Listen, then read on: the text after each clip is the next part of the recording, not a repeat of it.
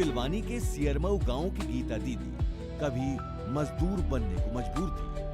आज गीता दीदी अपने छोटे छोटे 7 तालाबों की मालकिन बन भविष्य के सपने संजो रही हैं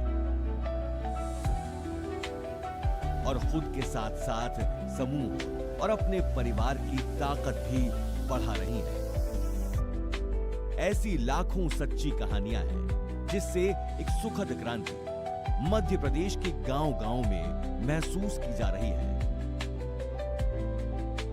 आर्थिक, राजनीतिक और सामाजिक रूप से सशक्त होने का ऐसा नजारा पहले कभी नहीं दिखा।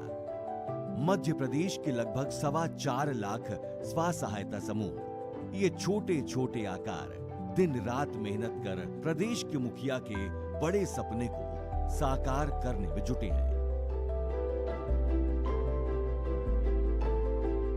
गरीब ग्रामीण महिलाओं को ससम्मान एक नई पहचान देकर उन्हें वर्कफोर्स में बदल प्रदेश को आगे ले जाने का सपना जीने वाले प्रदेश के मुखिया के इस सपने के आशातीत परिणाम भी सामने आने लगे हैं।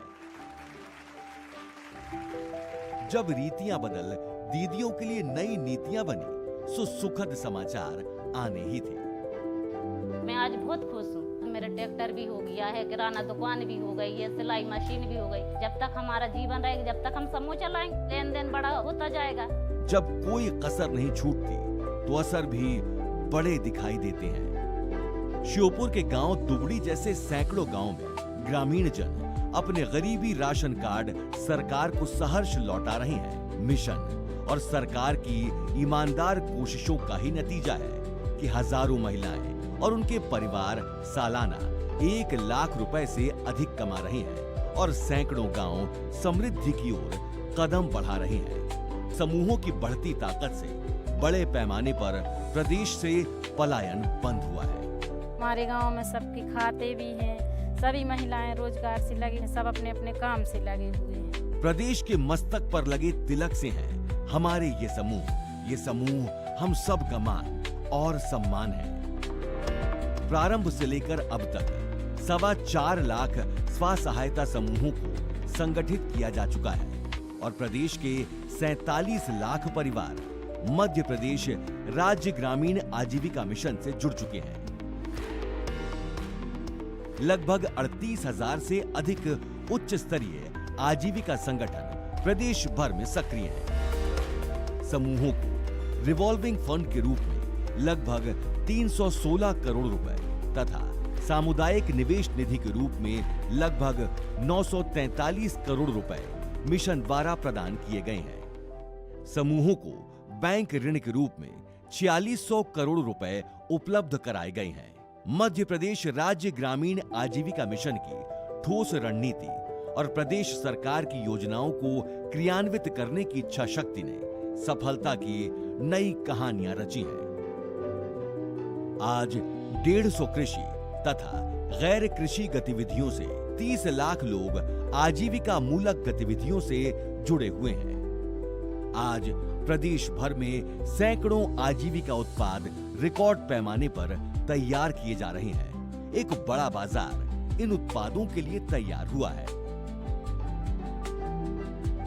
आजीविका उत्पादों के विपणन के लिए पोर्टल पर उत्पादों की जानकारी दर्ज की गई है, जिसकी सहायता से समूहों के उत्पाद सीधे वृहद वैश्विक बाजारों से जुड़ गए हैं। मध्य प्रदेश देश का पहला प्रदेश है जहां सरकार द्वारा पोषण आहार संयंत्र का संचालन समूह के परिसंघों को सौंपा गया है। सरकार के इस प्रयास से समूह सदस्यों को वृहद औद्योगिक इकाइयों के संचालन और प्रबंधन का अनुभव भी मिल रहा है। आज ग्रामीण महिलाएं कम पढ़ी लिखी होकर भी शहरी महिलाओं की तुलना में बैंकिंग का काम ज्यादा आत्मविश्वास से करती हैं और समूह से जुड़ी बैंक सखियां चलता फिरता बैंक बन जाती हैं। सूत्रों और नियमों में बंधी ये दीदियां सिर्फ ऋण लेना ही नहीं, चुकाना भी जानती हैं। ये उन प्रशिक्षणों की बदौलत हुआ है जो इन्हें लगातार मिले हैं। आजीविका उत्पादन विक्रय सह प्रदर्शन केंद्र नाबार्ड के सहयोग से खोले गए हैं।